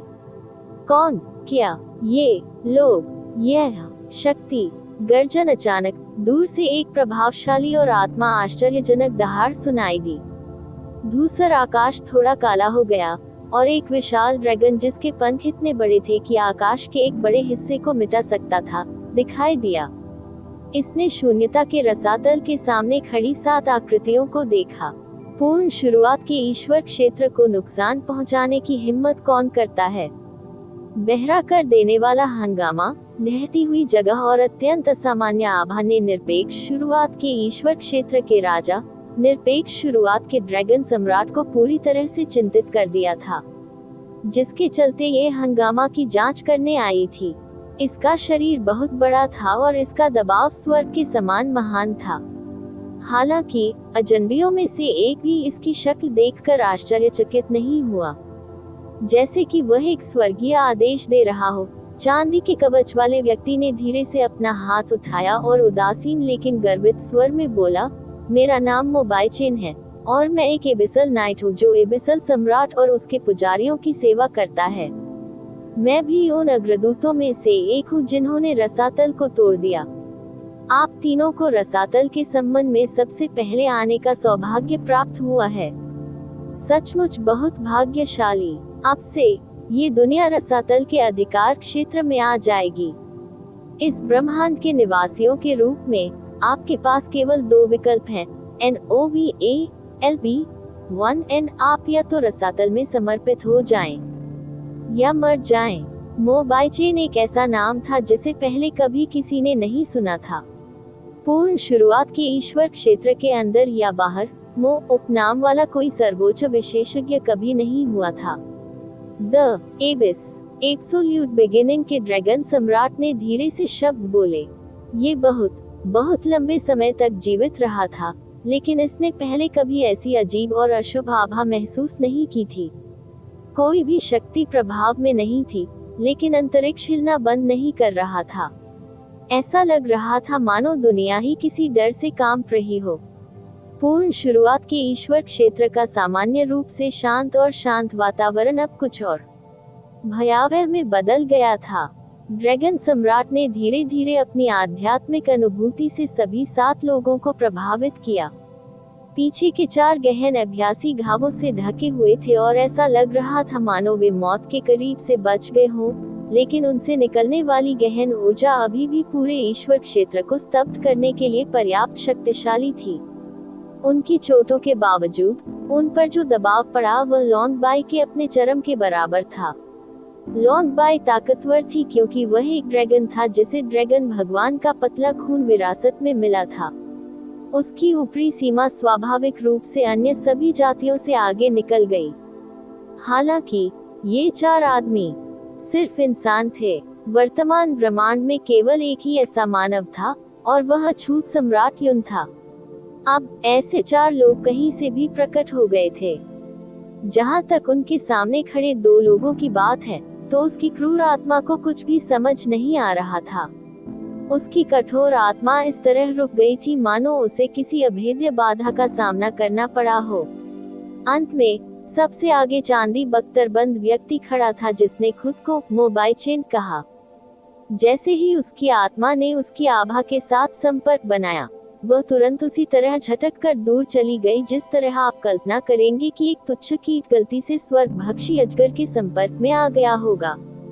जांच पड़ताल में 1-2 सांसों से अधिक समय नहीं लग सका, लेकिन इसने ड्रैगन सम्राट ऑफ एब्सोल्यूट को भर दिया। शुरुआत इतने सदमे से हुई कि यह मुश्किल से अपनी आत्मा को एक साथ रख सका। क्या आप बाहरी हैं? निरपेक्ष शुरुआत के ड्रैगन सम्राट ने शून्यता के रसातल पर नजर डाली और तुरंत एक निष्कर्ष पर पहुंचे। इसके बाद उसने केवल वही शब्द कहे जो वह कह सकता था, ये वह दुनिया नहीं है जिसके आप सदस्य हैं। जहां से आए हो वहीं लौट जाओ और ये दुनिया तुम्हारे शांतिपूर्ण चुनाव को याद रखेगी। हे, हा। मोबाइचेन हंसे। ये पहले की तरह बहरा कर देने वाली उन्मत्त हंसी नहीं थी, बल्कि यह वह हंसी थी जिसने निरपेक्ष शुरुआत के ईश्वर क्षेत्र के हर कोने को भेद दिया और अनगिनत नींद में पड़े प्राणियों को जगा दिया। बाहरी लोग, इसके विपरीत, हम वे यात्री हैं जो एक लंबी यात्रा के बाद आखिरकार घर लौट आए। उसने फिर से अपनी बाहें फैला दी और पहले की तरह ही आलिंगन की वही गति दोहराई। उसकी अभिव्यक्ति नशे की थी और अवर्णनीय दर्द की एक चुटकी थी। अथाह धूल के बिना एक दुनिया, कितनी शुद्ध और शांतिपूर्ण दुनिया है। वाह! हवा का एक झोंका आया और मोबाइचेन की आवाज अचानक पहले से कहीं अधिक कठोर और हिंसक हो गई। ये दुनिया हमारी होनी चाहिए थी। क्या आपको अंदाजा है कि इसे वापस पाने के लिए हमें कितना दर्द और पीड़ा सहनी पड़ी?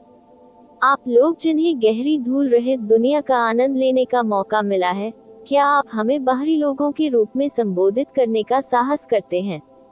हाँ हाँ हाँ हाँ हाँ। प्रत्येक शब्द किसी की आत्मा को चकनाचूर कर देने के लिए काफी तेज वज्रपात की तरह लग रहा था। इसने जून वूमिंग को बहुत हिला दिया, लेकिन वह गर्व से खड़ा रहा। उसने बगल में नजर डाली और लाल जेडस्टोन को देखा जिसे युनचे ने व्यक्तिगत रूप से जून जिले की कमर पर चिपकाया था। उसने अपनी उंगली को थोड़ा हिलाया, लेकिन तलवार की ऊर्जा का एक टुकड़ा भी बाहर निकालने में असमर्थ रहा। इस बीच एब्सोल्यूट बिगिनिंग का ड्रैगन सम्राट अनियंत्रित रूप से बह रहा था, जैसे कि वह किसी तूफान से टकरा गया हो। अब वह अपनी शांति और गरिमा को बनाए रखने में असमर्थ हो गई और उसने पूछा, आप कौन हैं? आप कहां से आए हैं? तुम क्या करने की योजना बना रहे हो? कितना शोर है? मो बाइचेन ने ऊपर देखा। यह एक ऐसी दुनिया है जो देवताओं को जन्म देने में असमर्थ है, और दिव्य मास्टर क्षेत्र आपकी पूर्ण छत है। अगर मुझे अनुमान लगाना है, तो आप शायद इसके सर्वोच्च सम्राट हैं ना? हे। अब समय आ गया है कि आपका युग खत्म हो रहा है। अब से रसातल इस दुनिया पर कब्जा कर लेगा। जहां तक आपकी बात है, नीच राजा, मुझे आपको नए युग का प्रथम बलिदानी बनने का सम्मान प्रदान करने की अनुमति दीजिए। उसने प्रहार किया। दुनिया उल्टी हो गई और अंतरिक्ष भी समुद्र की तरह विभाजित हो गया। दहाड़ टिल्ड टिल्ड टिल्ड टिल्ड। एक भयानक गर्जना से तुरंत हवा गूंज उठी।